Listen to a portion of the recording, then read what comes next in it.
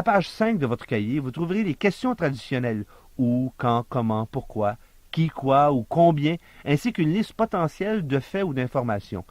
Elles vous aideront à rassembler vos idées. Certaines de ces questions peuvent avoir des implications légales. Il ne faut surtout jamais spéculer sur la cause exacte d'un incident, à moins qu'il s'agisse d'une évidence très claire.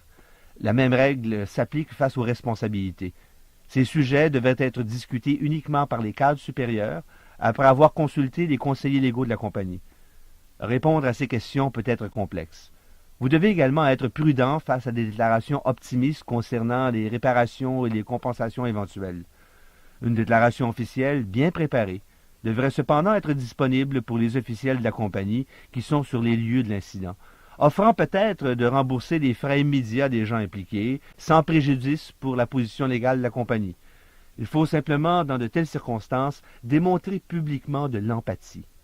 Lors d'une crise, d'un désastre ou d'une controverse, il vous sera inutile de questionner ou de vous plaindre sur les besoins des médias, d'avoir accès à beaucoup d'informations et ce très rapidement. C'est la nature des médias d'information et le rôle des journalistes de tout savoir. Vous battre contre eux ne fera que nuire à votre position. Encore pire, vous abstenir d'intervenir en gardant le silence laissera le champ libre à vos compétiteurs ou détracteurs.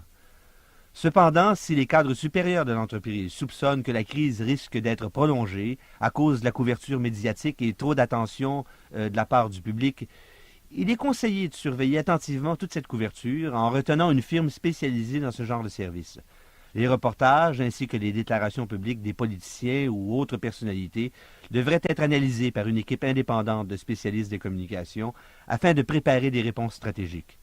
Ce travail devait être accompagné d'une recherche des perceptions auprès des gens impliqués dans cet incident, tels vos clients et le public en général.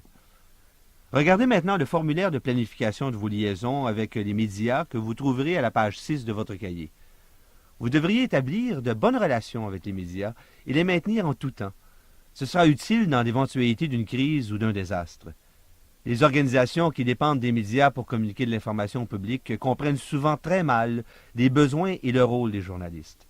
Il est donc difficile pour ces organisations de communiquer efficacement avec eux. Une conception fautive est de croire que le personnel des médias ne démontre pas suffisamment d'initiative.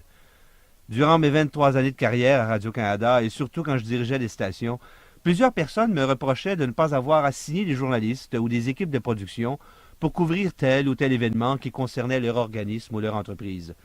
On devrait parler de ce que l'on fait. Il y a matière à faire un reportage sur nos activités, au lieu de toujours parler des problèmes ou de la bête noire dont vous semblez toujours vouloir parler. Je disais et dis encore à ces gens qu'ils ont sans doute raison de penser que leurs activités méritent l'attention des médias. Dans un même souffle, j'avoue que la mauvaise nouvelle attire plus l'attention à cause des conséquences tragiques qu'elle implique. Le décès accidentel d'une personnalité ayant des responsabilités sociales, politiques ou financières aura un impact plus immédiat que l'annonce de la naissance d'un enfant, même si on pouvait voir dans une boule de cristal que ce nouveau-né sera un jour le premier ministre du pays.